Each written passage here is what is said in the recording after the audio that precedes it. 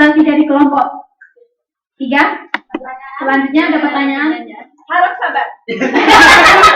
Coba cepat siapa dapat? Ya, cepat dapat. Apa yang Satu alhamdulillah dan satu.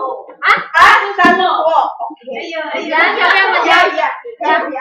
Bano dan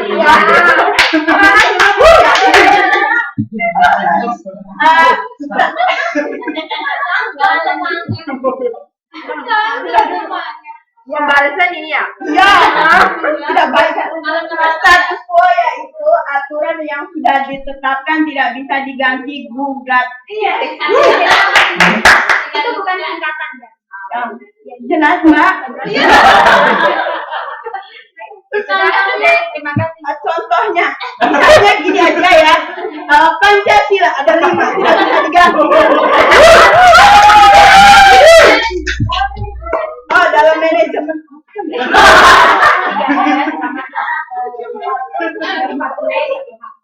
Peraturan Perusahaan bisa diganti, menerapkan. Udah gitu aja aku nggak bisa. udah. Sekarang aku yang lain belum.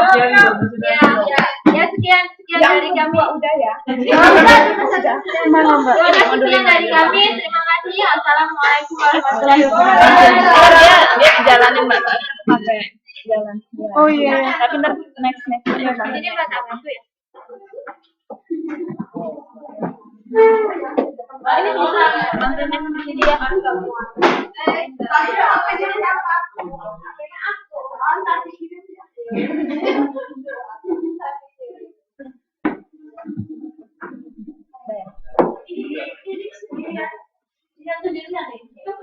Assalamualaikum warahmatullahi wabarakatuh. Kelompok 5 dari kami Arfa, Hamidah, Furkan sama Angel hari ini nggak bisa masuk, jadi saya sendirian. Ini adalah modul 5 tentang pendelegasian dan pemberdayaan. Ruang lingkup pendelegasian, permasalahan dalam pendelegasian. Bahwa atasan terlalu menghabiskan waktu untuk mengidentifikasi pekerjaan dan kemampuan karyawan, namun kurang memiliki waktu untuk melaksanakan pendelegasiannya. Di samping itu, pendelegasian bukan sekedar penyerahan pekerjaan dan wewenang kepada karyawan. Pendelegasian membutuhkan suatu proses yang cukup panjang akan menuntut kesabaran, ketekunan, ketelitian, dan kepercayaan diri. Lalu pertanyaan selanjutnya yaitu, sebanyak apakah wewenang dan tanggung jawab seorang atasan yang bisa didelegasikan kepada karyawannya? Ya sebanyak yang dibutuhkan. Misal saya bos tempe, nggak mungkin saya menyuruh anak buah saya membuat tape. Jadi ya saya mendelegasikan mungkin membuat tempe itu gimana, dan hanya sebatas itu, dan itu ada aturan sendiri. Next. Sekarang masalah definisi. Ada 2 definisi tentang pendelegasian. Yang pertama dari Hello dalam Dadang dan Silvana tahun 2007. Pendelegasian adalah mempercayakan tugas kepada orang lain, namun tanggung jawab masih di tangan pendelegasi. Dan definisi ini diperjelas oleh Mulyadi dan Setiawan pada tahun 2001, yaitu bahwa pendelegasian wewenang adalah pemberian wewenang oleh atasan yang lebih atas kepada atasan yang lebih rendah untuk melaksanakan suatu pekerjaan dengan otoritas secara eksplisit dari atasan pemberi wewenang pada waktu wewenang tersebut akan dilaksanakan. Jadi pendelegasian itu dari atasan yang agak atas bawahnya, dari manajer ini 1, 2, itu bukan ke karyawan, bukan. Jadi masih atasan, tapi cuma tingkatannya berbeda. Dan next, manfaat dari sebuah pendelegasian. Yang pertama, kemampuan membebaskan diri dari tugas-tugas lainnya. Kedua, pemanfaatan keterampilan khusus yang dimiliki karyawan. Ketiga, untuk melatih karyawan. Yang selanjutnya, keterampilan memecahkan masalah dan pengganti sementara. Untuk menguji kemampuan karyawan dan membagi pekerjaan di antara karyawan, meningkatkan rasa penting dalam diri karyawan, dan menghemat waktu. Untuk materi selanjutnya, karena ini tugas teman saya baca di modul, nggak ada di sini.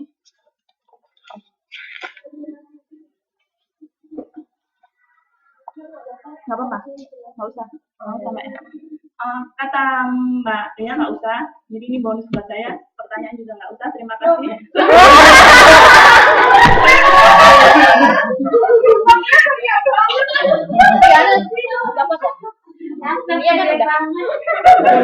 Pertanyaan. Satu aja. Pertanyaan, ayo. Nggak ada, Mbak. Satu aja kan. Pertanyaannya pendelegasian itu artinya Udah. Pendelegasian itu penyerahan wewenang. Tapi atasan masih bertanggung jawab. Jadi hanya penyerahan tugas, tanggung jawab masih ada di atasan. Kalau pemberdayaan? Pemberdayaan ini bukan. Tadi saya hanya menjawab pendelegasian. Pemberdayaannya di belakang. Menurut saya pemberdayaan adalah pengembangan kemampuan oleh atasan kepada karyawan, melalui proses yang panjang. Jadi itu perlu ketekunan, tanggung jawab, dan percaya diri. Karena kalau kita nggak percaya, atasan nggak percaya memimpin karyawan, karyawan itu nggak mungkin bisa. Jadi beda ya?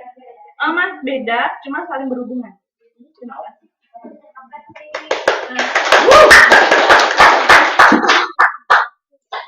Ya. Terima kasih. Akhirnya saya nganggur. Akhirnya saya nganggur, tapi di sini karena kita 5, makanya waktunya sempit banget ya, maaf ya teman-teman. Tapi aku kepinginnya teman-teman juga baca, juga belajar, akhirnya kan nanti bisa sharing satu sama lain dan lebih kelasnya lebih hidup. Jadi gambar dan lain-lain. Nah, obat terbaik coba dari yang tadi, coba yang pertama ya kita bahas bareng-bareng. Yang paling dekat ini adalah pendelegasian. Jadi sebenarnya di modul 5 sendiri itu ada 2 topik pembahasan. Yang pertama adalah pendelegasian, yang kedua adalah pemberdayaan. Kadang kan kita mikir kalau didelegasikan ya berarti aku diberdayakan dong sama manajer. Nah, ini teman-teman harus buka sendiri di halaman 5.29. Nah, di situ ada jelas bahwa pemberdayaan itu dia bersifat pelepasan, sedangkan pendelegasian itu merupakan pengendalian. Jadi intinya gini, kalau aku jadi manajer, waktuku akan sama dengan teman-teman. Aku hanya punya 24 jam. Tapi yang aku kerjakan itu lebih banyak dari teman-teman. Jadi aku butuh orang yang aku percaya, aku tugaskan. Jadi sifatnya itu dikendalikan, masih dalam kendaliku, tapi itu orang lain yang mengerjakan. Nah, itu namanya adalah pendelegasian. Jadi dia bekerja berdasarkan perintahku. Gitu. Karena prinsip pendelegasian yang pertama adalah ketika kamu tidak memiliki waktu, itu harus kamu berikan kepada orang lain. Selagi pekerjaan itu masih bisa dilakukan oleh orang lain. Kalau dia itu tidak bisa diwakilkan oleh orang lain, maka ya harus kamu sendiri. Kamu tidak boleh mendelegasikan kepada orang lain. Misalnya kalau kita rapat penting ya, mau nggak mau sekalipun kamu nggak punya waktu ya itu urusanmu. Kamu harus memanage waktumu untuk kamu bisa ikut dan tidak mendelegasikan orang lain. Dan pendelegasian itu adalah kata kuncinya dia masih dikendalikan oleh atasan. Sedangkan pemberdayaan itu sudah kreativitas kalian sendiri. Jadi dia mempercayakan kamu untuk mengelola bahan baku, misalnya bahan baku. Tetapi itu dengan kreativitasmu sendiri. Jadi tidak ada batasan untukmu. Karena tugasmu hanya bagaimana bahan baku ini tersalurkan. Tapi bagaimana prosesnya itu sesuai dengan kalian. Jadi itu adalah salah satu cara manajer untuk meningkatkan kualitas kita dalam pekerjaan. Itu namanya pemberdayaan. Nah, tapi ya bedanya pemberdayaan sama pendidikan. Terus habis itu ya pertanyaan pertama yang ditanyakan sama Mas Triwidodo, desentralisasi itu apa sih? Desentralisasi sentral itu tuh sudah pasti pokok. Jadi satu yang jadi penunjang. Nah ini tangannya banyak banget. Nah desentralisasi dia tingkat tinggi maka jangkauannya akan semakin luas. Tadi kan teman-teman bisa lihat di slide-nya yang tadi, kalau desentralisasinya dia tinggi, maka peningkatan jumlah dan luas kendalinya itu semakin besar. Tetapi ketika dia desentralisasinya rendah, maka cakupannya itu ya rendah. Misalnya desentralisasi negara, kita berpusat di Jakarta, tapi cakupannya dia itu banyak banget dan luas banget kendalinya. Nah, kalau desentralisasinya berdasarkan regional, misalnya Jawa Timur, akhirnya ya cuma Surabaya dengan beberapa kota. Kalau Indonesia ya dengan beberapa provinsi. Sentralisasi itu pokoknya ada salah satu wilayah atau seseorang yang menjadi sentral komandonya kita. Sentral komandonya kita. Ya, gitu. Terus apa lagi ya?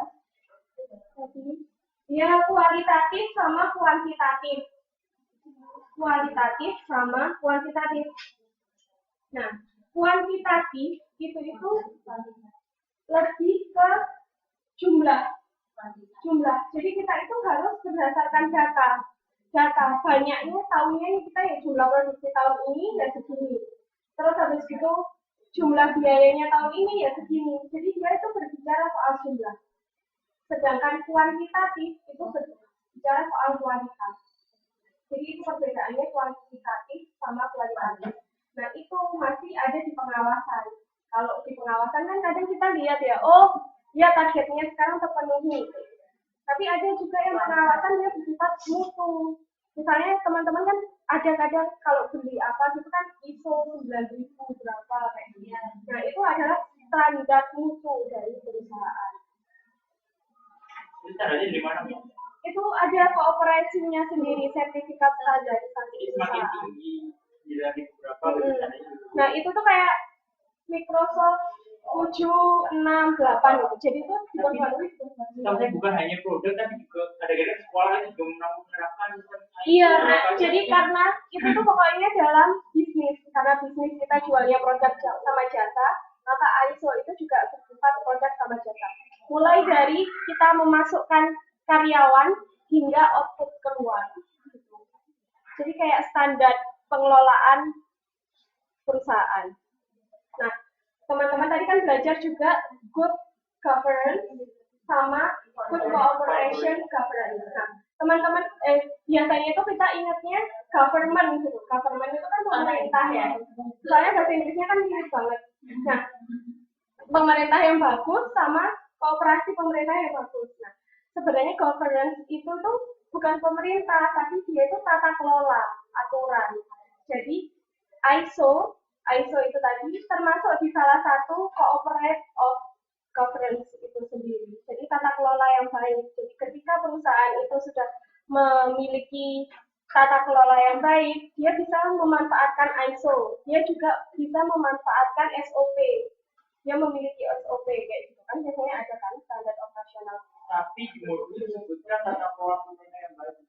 Nah, gini, jadi cakupannya aturan itu bisa dalam bentuk negara, bisa dalam bentuk perusahaan, bisa dalam bentuk industri kecil.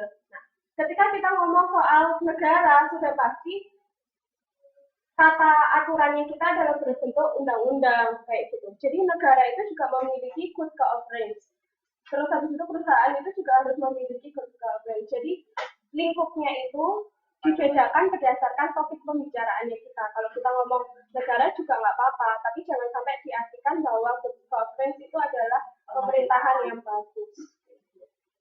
Tapi itu adalah tata kelola organisasi atau bangsa yang bagus.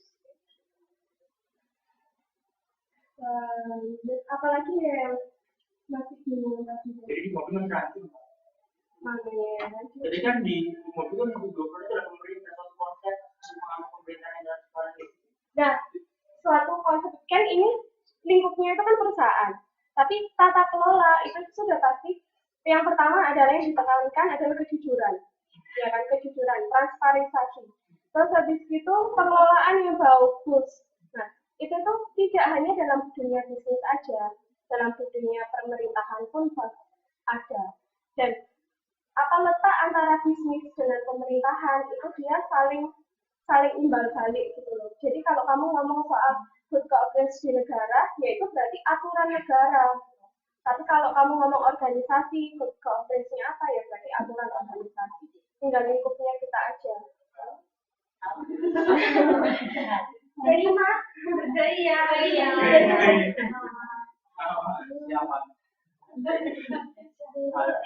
Sudah ada pertanyaan lagi nggak ya? Yang ada informasi. Ya, itu tadi pertanyaan jawabannya Mas Tri Widodo nggak? Bagus.